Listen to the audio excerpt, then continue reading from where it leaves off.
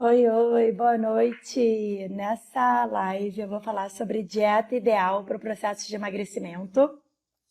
Então, vamos começar. Tudo bem? O pessoal tá entrando. Oi, oi, só me fala se estão me escutando bem, se está tudo certo com o áudio. Ontem tivemos uma live animada também.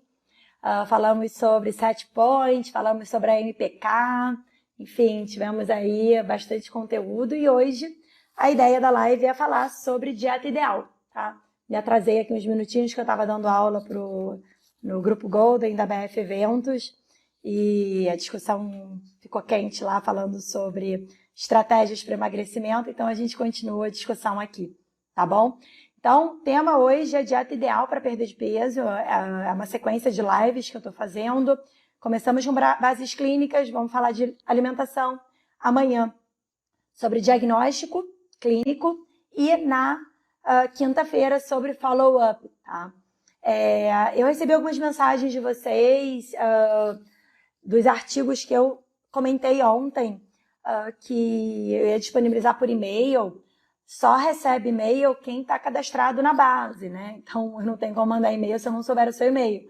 Então, quem quiser receber esses materiais, esses materiais do desafio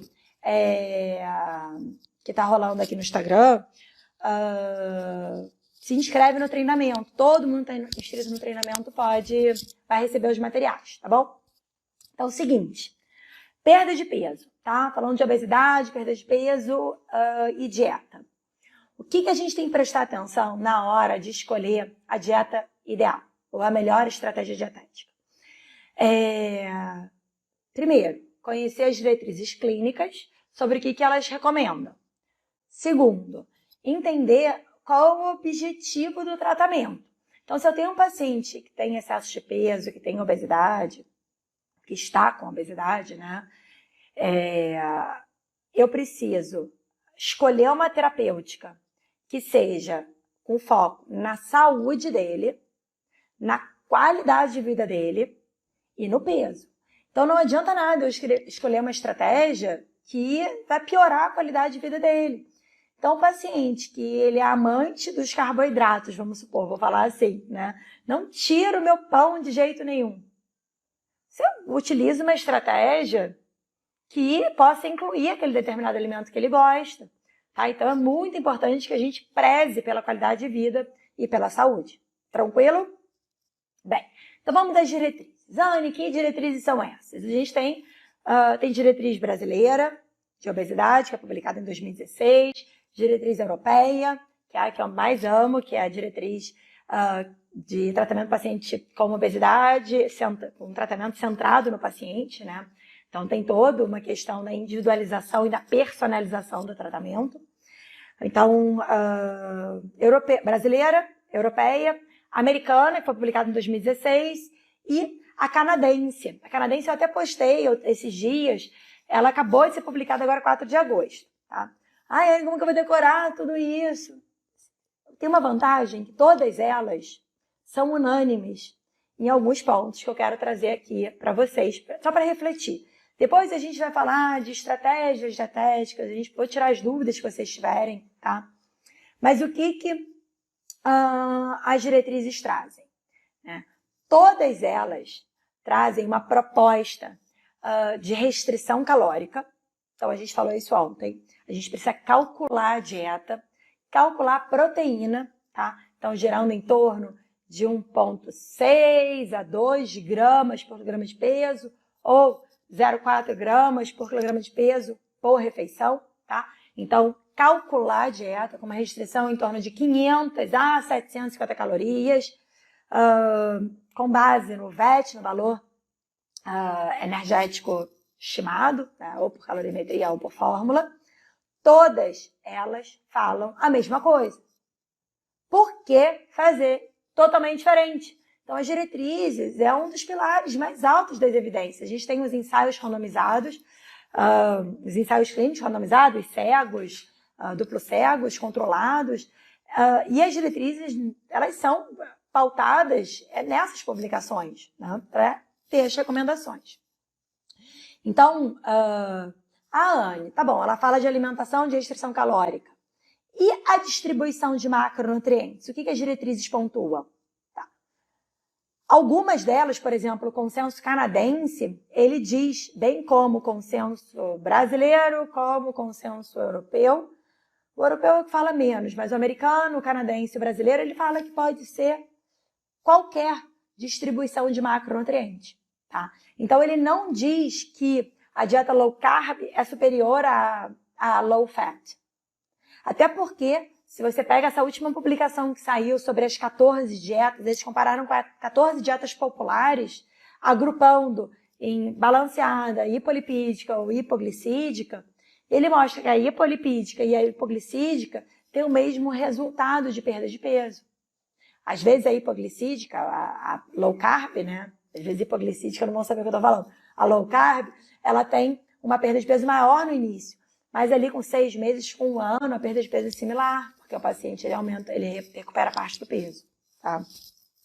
Nos estudos, de uma maneira geral.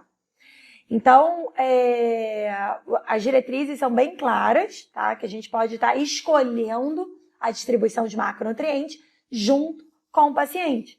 Então, não tem como, eu sou uma nutricionista low carb. Impossível, você é a nutricionista do paciente. Eu sou uma nutripaleo. Não, você tem que conhecer as ferramentas para escolher qual delas você vai utilizar com o paciente.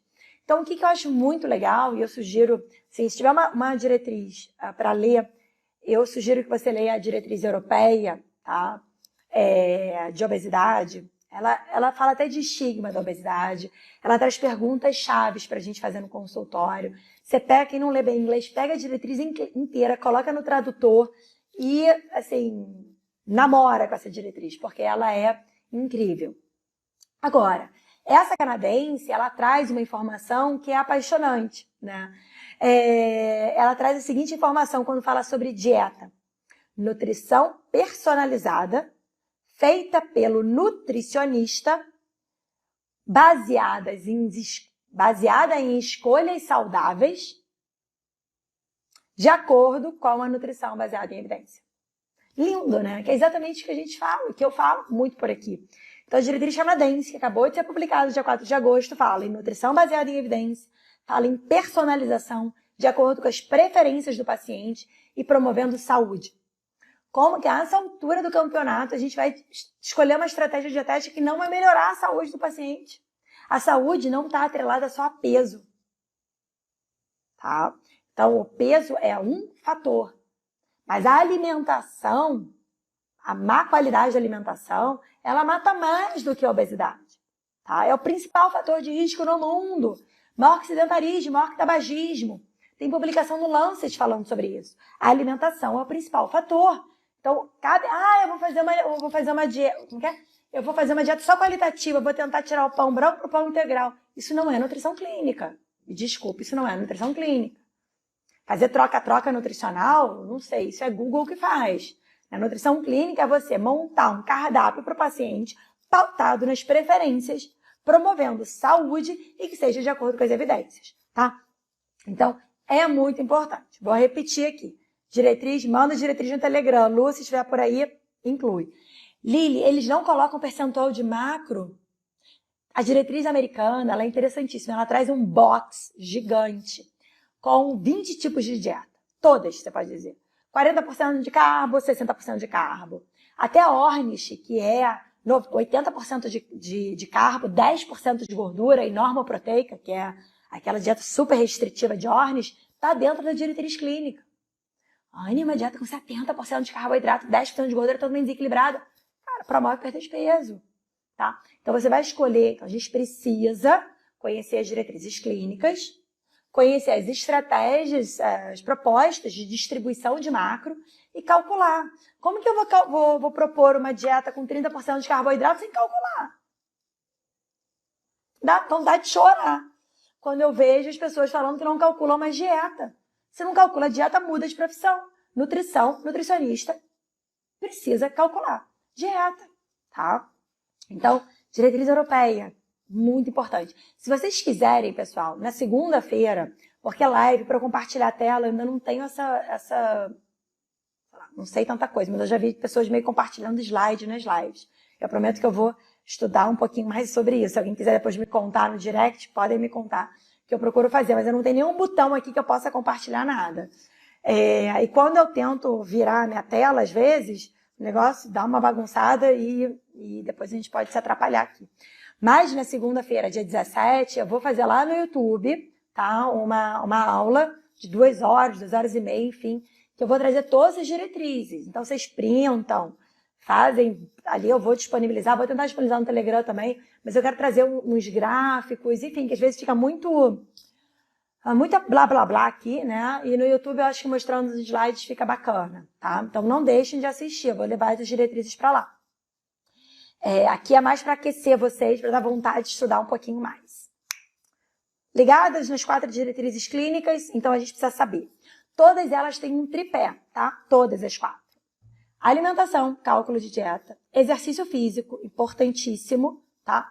Então, mas eu vou te dizer que eu já falei isso, tá? Eu tô compartilhando com coisas que são do meio um pouco de vergonha, mas às vezes a gente faz. Eu já coloquei na minha dieta polenguinho. Eu já escrevi na minha dieta peito de peru. Eu já coloquei na minha dieta alguns outros alimentos que eu nunca colocaria hoje em dia. A alimentação evolui, né? Assim, a informação. E eu já falei para o meu paciente que a alimentação, quando ele chegou para mim, não quero fazer exercício, aquela lenga-lenga. Eu falei, cara, mas exercício, você pensar que você dá a volta na lagoa, você vai perder 300 calorias. Você come um pãozinho francês com queijo e presunto, você já ganha essas calorias. E, na verdade, isso é totalmente crazy e errado, tá? Então, o benefício do exercício físico é beyond o gasto calórico, é além do gasto calórico, tá? Então, não se resume a gastar X calorias ou Y calorias ali que você coloca nos METs o gasto calórico, tá? Então, exercício físico é muito importante de ser prescrito por conta de toda a produção, aumenta a MPK, enfim, todas as outras alterações metabólicas importantíssimas, tá? Então, vamos lá. Tripé que eu falei, né? Alimentação, exercício and quem chuta o terceiro... Vocês têm que saber, eu falei ontem, pessoal. Vamos lá, Ju, Lua. Que bom que a gente evolui, né? Eu também penso assim. Mas às vezes eu fico com vergonha de falar algumas coisas, mas enfim. É bom compartilhar também as nossas dificuldades, os nossos problemas, né? Sono. Sono até um pilar. Obrigada, Tayane. Comportamento, boa. Então, sono. Depois eu vou trazer, na aula eu coloco um novo esquema que fala dos pilares, né, da obesidade, mas nos guidelines eles trazem 3 pontos. Alimentação, exercício e comportamento. Então, trabalhar com questões relacionadas a comportamento, então, estabelecimento de metas, automonitoramento do paciente, está se pesando, está fazendo diário alimentar, está registrando o número de passos, controle de recaída é muito importante, tá? Então, comportamento. O sono, manejo de estresse são fundamentais, tá? Fundamentais. São os pilares da medicina do estilo de vida e cada vez mais a gente sabe que eles contribuem para esse set point do peso, tá? Quando eu falo no tripé que está nas diretrizes, comportamento, alimentação e exercício. Tranquilo? Então vamos move, né? Vocês me perguntaram, Anny, mas realmente as diretrizes não falam em cálculo? Eles não falam em cálculo, eles propõem, eles dizem que a gente precisa fazer a restrição calórica e que a gente pode escolher a distribuição de macronutrientes. O que a gente precisa sempre fazer, tá? Então, a gente precisa se munir, como eu falei, das estratégias, conhecer as estratégias clínicas. E antes de escolher a estratégia clínica, o que eu preciso fazer? Eu preciso olhar para aquela história do paciente. História de peso, por exemplo. As preferências alimentares, presença de comorbidade, para escolher uma proposta terapêutica. Então, gente, tem um passo que antes da dieta ideal, que é o diagnóstico clínico, tá? Que a gente vai ver amanhã. Mas o diagnóstico clínico são esses pontos que a gente precisa fechar. Então, qual é o diagnóstico do paciente IMC 25? Isso não é diagnóstico, isso é o valor de IMC. Diagnóstico nutricional envolve questões de história de peso, se faz recompensa, se tem compulsão, como que é o intestino, tem comorbidade. Então, isso está em qualquer diretriz. A importância de fazer um diagnóstico e a gente escolher a estratégia terapêutica de acordo com esse diagnóstico. Quem é esse paciente? Ele tem uma dislipidemia? Será que eu não tenho que escolher uma estratégia terapêutica que seja interessante para o peso e para o colesterol? Ou eu posso escolher qualquer estratégia terapêutica e esquece o colesterol? Porque se ele perder um pouco de peso, o colesterol vai melhorar. Não, a gente precisa ter esse tipo de cuidado. Então, na hora de escolher a estratégia terapêutica, a gente precisa colher uma boa história clínica. E a estratégia, a gente com todas as estratégias em mãos, a gente vai abrir as caixinhas, as gavetinhas e escolher aquela que melhor se adapta para o paciente. E entender que vai ser muito interessante fazer essa ciclagem, tá? Ou periodização. Igual o treinador faz. Ele não muda o treino para aumentar a performance, o paciente se adapta. O paciente se adapta ao treino, a pessoa se adapta à dieta. Tá? E a gente falou ontem das adaptações metabólicas. Tá? Marcelo, no começo, eles sempre acham que é muita dieta, porque eles vêm fazendo muita restrição. Né? E às vezes é importante que ele coma um pouco mais para reorganizar esse metabolismo. Às vezes o paciente que quer perder peso, ele cada vez come menos. E a taxa metabólica basal cai dele. A taxa metabólica dele cai, né? Então, a gente precisa sempre conhecer, né? As estratégias, como eu falei. Claro, eu não vou ficar falando de ultraprocessado, mas tem um ponto importante, se a gente fala em dieta ideal. O primeiro ponto é baixar o ultraprocessado. Fazer uma dieta que o paciente tem que comprar a dieta inteira na casa de produto natural, tá errado, foi mal, tá errado. Porque a proposta é ter um mínimo de alimento ultraprocessado, a gente tem que seguir os guidelines, tá? Então, se tem uma recomendação que eu não preciso nem falar aqui, porque acredito que todo mundo já tenha lido o guia, se eu estou falando com profissionais de saúde, não dá para ter alimento ultraprocessado. Alimento ultraprocessado é exceção. Vai na comida. Então, primeiro ponto, tá? Segundo ponto, a gente tem que alinhar e entender qual é a nossa expectativa com o tratamento. Vocês sabem qual a perda de peso média que os estudos têm? Com dietas low carb, low fat. São todos pacientes que perdem peso? Todos eles perdem 10 quilos? 20 quilos? Então a gente tem que olhar, quando pegar uma pesquisa, olha para o número, olha para os dados, porque senão a gente gera uma expectativa no paciente. O paciente fala, eu quero perder 30 quilos. Então tá bom, vou prescrever uma dieta para você. Que 30 quilos? Qual é o estudo que o paciente perdeu 30 quilos? Então tem que alinhar, tá? É super importante, é isso, é de 5 a 10. A maior parte dos pacientes perdem de 5 a 10% do peso. Então é esse foco que a gente tem que ter com o paciente. Mas meu paciente ele não quer sair de 100 e ficar com 90. Tá bom, você vai ciclar a estratégia, mas o primeiro ponto que você tem que chegar é nisso. Você com uma perda de peso nesse valor, você consegue diminuir em 60% o triglicerídeo hepático, intrahepático dele, tá? Então a gente tem que ter essa clareza para não induzir o paciente que ele vai entrar numa perda de peso, ativa para sempre, né? Não vai. A Cibele colocou aqui de meio quilo a 1 quilo por semana. Legal! E não precisa ser lento, meio quilo a 1 quilo por semana, por 4 quilos por mês, é bastante. Uma pessoa de 80 quilos, perder 4 quilos é 5% do peso. Não é lento, não. Não precisa ser lento, tá? Não pode ser não saudável. Mas se você está organizando, está calculando, não precisa ser lento, ele pode perder 4 quilos, 6 quilos. Ele não pode definhar de massa muscular, né? E a gente tem que monitorar. Sobre não falar o peso, eu normalmente também não falo não, só quando o paciente me cutuca muito.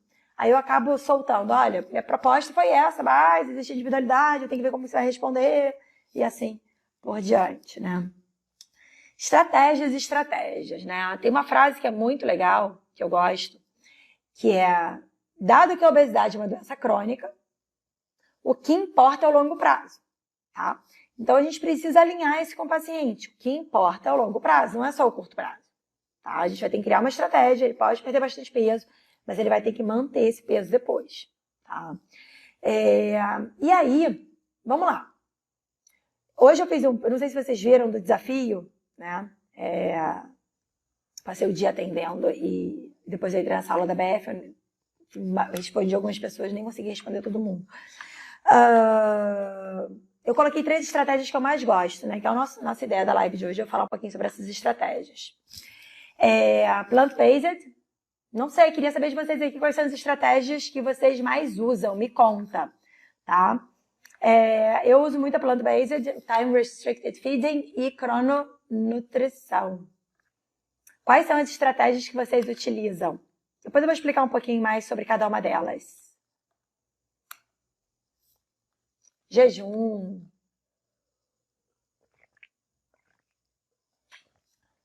Cara, jejum hoje, já que falou no jejum, a gente pode falar do jejum até antes. O jejum é uma estratégia que, enfim, o primeiro paciente que jejuava, que eu atendi, foi em 2007. 2006, 2007. O Summer. E ele estava fazendo Ramadã na época, ninguém falava em jejum, né? E ele estava fazendo Ramadã. E ele ia ser a primeira vez que ele ia fazer o Ramadã trabalhando, né? E o Ramadã, as primeiras pesquisas é totalmente diferente do jejum para perda de peso e tudo mais, né? O jejum religioso. E as primeiras pesquisas que foram feitas, eu estudei muito, né?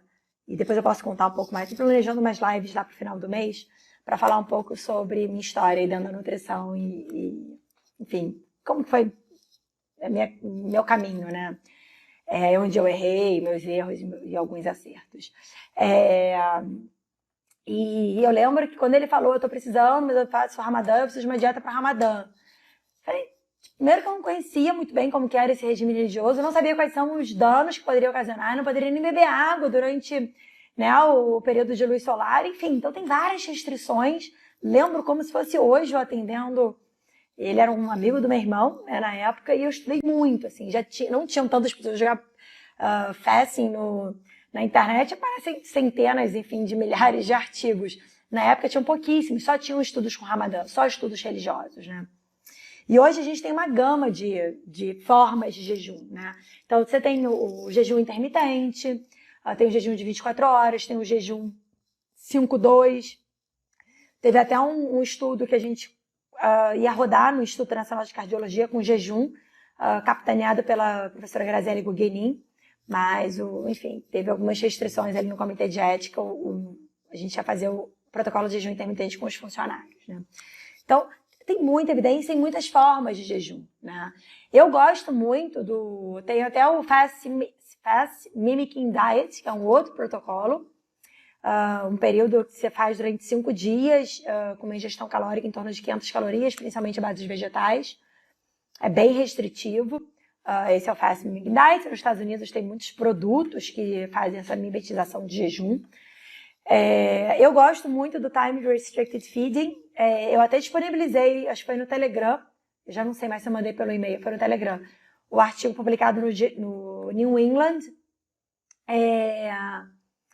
sobre jejum intermitente. Então, na maior revista científica do mundo, falando sobre protocolos de jejum, mostrando benefícios clínicos, né? E não param de pipocar. Ali ele traz vários modelos, né? Até traz uma última tabelinha, se vocês não quiserem ler o artigo inteiro. Vai lá no final, ele traz até uma proposta ali de evolução de jejum. Tem uma tabela bem bacana sobre, e ele traz alguns esquemas mostrando alguns dos benefícios para o jejum. Não sou adepta, pelo amor de Deus, de fazer jejum para paciente com compulsão, nem transtorno alimentar. Óbvio que não. Você tem que fazer um bom diagnóstico clínico para escolher a proposta terapêutica, né? Por favor.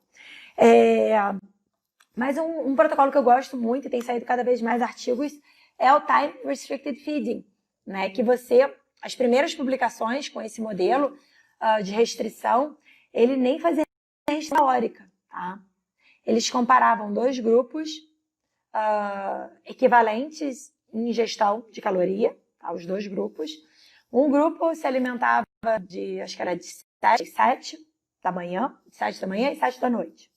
Como se fosse o grupo controle. E o outro grupo se alimentava de 7 a 1, um período de intervalo menor, ou de 8 às 3, enfim, era um período, acho que 6 horas de período alimentado. Tem estudos hoje até com 4 horas de período alimentado. Mas eles mostraram que os pacientes que fizeram essa restrição do período alimentado, você teve muitos benefícios clínicos, não só de perda de peso, como melhora da resistência à insulina.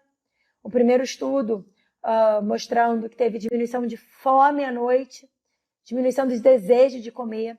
Então, essa história de ficar comendo de 2 em 2 horas, de 3 em 3 horas, ficar beliscando o dia todo, tá?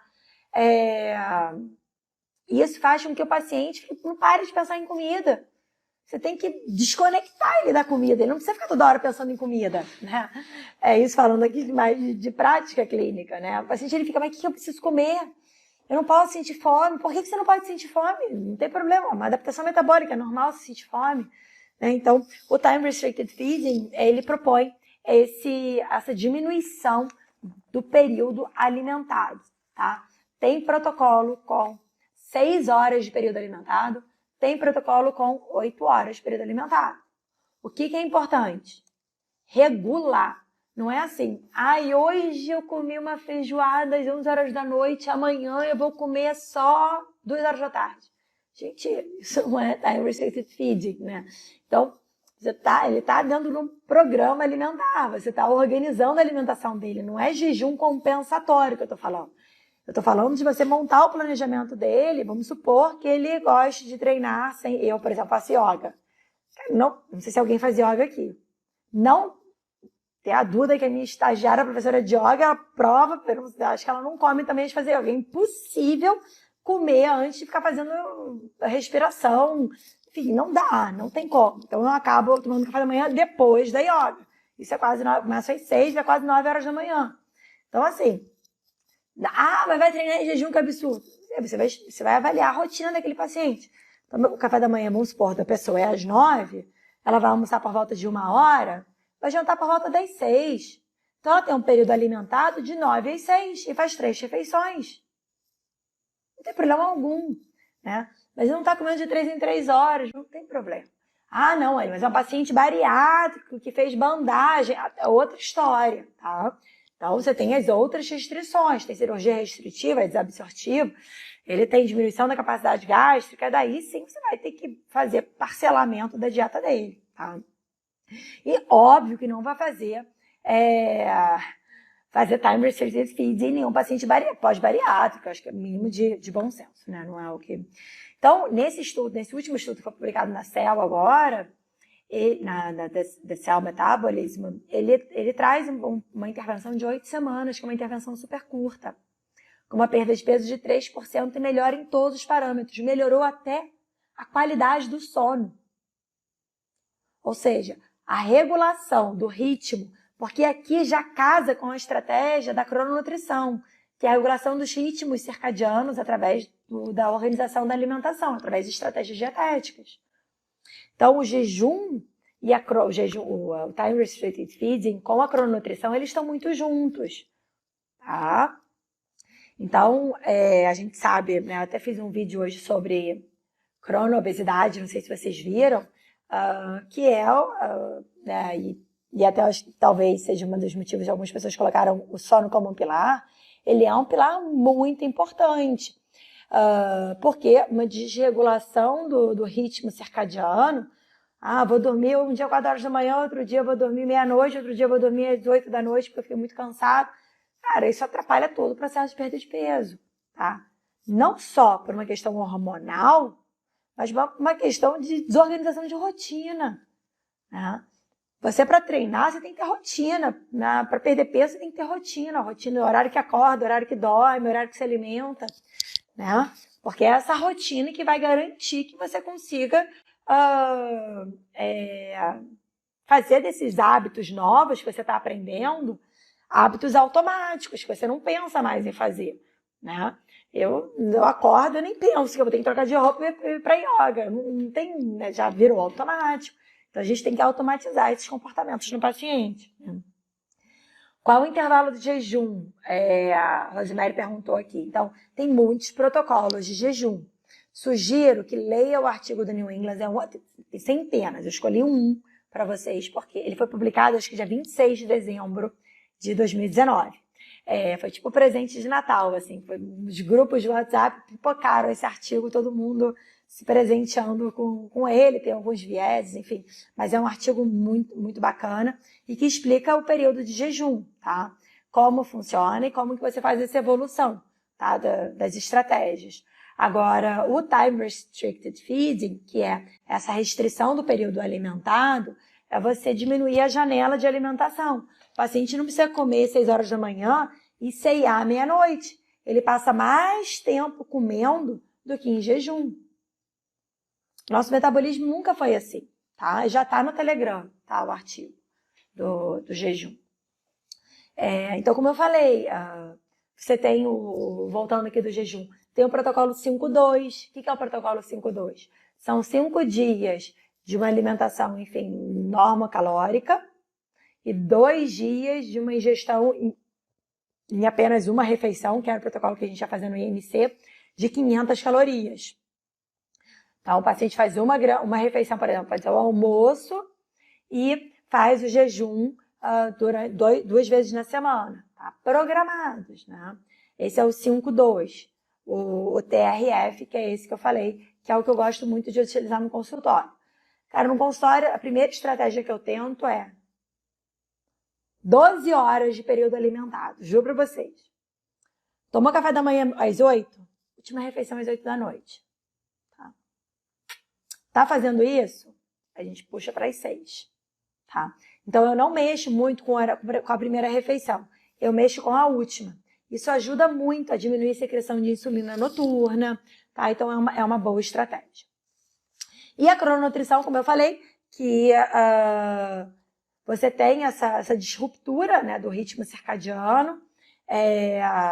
2 fatores que geram disruptura. Excesso de luz. À noite, luz, tablet, nós aqui essa hora fazendo live. Isso atrapalha muito, né, a produção de melatonina e a sincronia do ritmo. E a disruptura dos horários das refeições. Então, para regular o ritmo circadiano, é ter um horário de diminuição de exposição à luz. Então, se você quer, vamos supor, se você precisa acordar às 6 horas da manhã, você tem que ter 8 horas de sono, pelo menos, né? 7, 8 horas. Você tem que estar às 10 dormindo. Às 9 você tem que desligar os aparelhos eletrônicos, né? Essa semana a minha yoga está 100% prejudicada, porque eu acordo às 5 horas da manhã. Às 4h40, 5 horas da manhã. Mas são 4 dias, né? Eu não faço isso todos os dias. Mas, então, para regular, o que regula ritmo circadiano? Horário de alimentação e horário de exposição à luz. Então, você consegue ficar com exposição, acordou, cara, 6 horas da manhã, abre a janela para a luz solar entrar. Essa luz solar, ela ajuda a regular o ritmo circadiano. Ah, mas e o suplemento X? Tá, tem alguns estudos com suplementação, mas o que regula o ritmo circadiano é a organização da alimentação e do horário de sono, tá? Tem uma outra questão que é importantíssima, e aí eu vou falar agora, depois eu quero falar do plant-based. Caraca, já são 9h45. Vou falar de 2 estratégias, tá? Para não ficar muito tarde aqui. Plant-based, que é o que a Júlia falou aqui, que acha essa estratégia boa. E cetogênica. Então, a plant-based, por que ela passa a ser uma boa estratégia para perda de peso? O pessoal já falou, acho que vocês estavam aqui ontem. Polifenóis, né? Os fitoquímicos, eles estimulam a MPK, que faz esse switch metabólico e aumenta a oxidação de gordura, aumenta a biogênese mitocondrial, aumenta a PGC1-alfa, que foi objeto do meu mestrado do doutorado em 2008. Então, a gente tem que entender que fazer uma cetogênica, por exemplo, à base de carne liberada, gordura liberada, baixa carboidrato, muitas vezes você baixa fruta, baixa leguminosa, castanhas e sementes, ninguém fala sobre isso, até porque a ingestão brasileira é baixíssima. E aí você fica uma alimentação péssima de qualidade, tá? E o que a gente precisa fazer é subir com fitoquímico, tá? Então a plant-based, ela tem esse benefício dos fitoquímicos, que vão estar estimulando diretamente a MPK, e tem a presença das fibras, que o pessoal também falou ontem. Então a fibra, ela vai ter essa função de modular a flora bacteriana. Então como que a gente modula a flora? Como modula a desbiose do paciente obeso? Com probiótico? Não. Com fibra. Fibra alimentar. Não é fibra de suplementação. Porque às vezes o paciente faz uma cetogênica e sachê de fibra nele, é ou não é? Mas não é fibra de sachê. Aquilo ali é só para o intestino não empacar, né? O que a gente precisa fazer é fibra alimentar, tá? Então, muita clareza.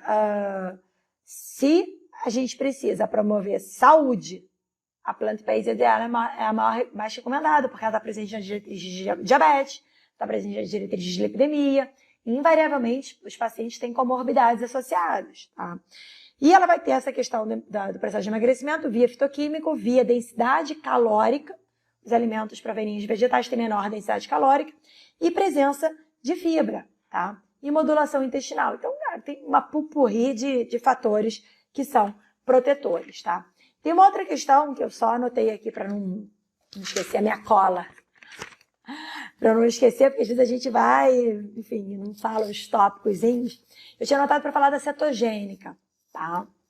Tranquilo da plant-based? Vocês se sentem seguros de prescrever a plant-based no processo de emagrecimento?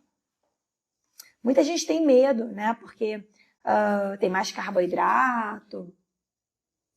Não necessariamente, né? A gente pode ter uma plant-based, por exemplo, você pode até fazer uma keto plant, não sei se termo, mas enfim, você pode ter até uma alimentação com baixo teor de carboidratos, se for o seu desejo, né? À base de proteínas vegetais, tá? Então, se você olha, por exemplo, a própria publicação do JAMA, que fala sobre dieta cetogênica, deixa eu ver se eu consigo mostrar para vocês. Posso me arrepender, né? Olha, vocês conseguem ver? Eu sempre me arrependo.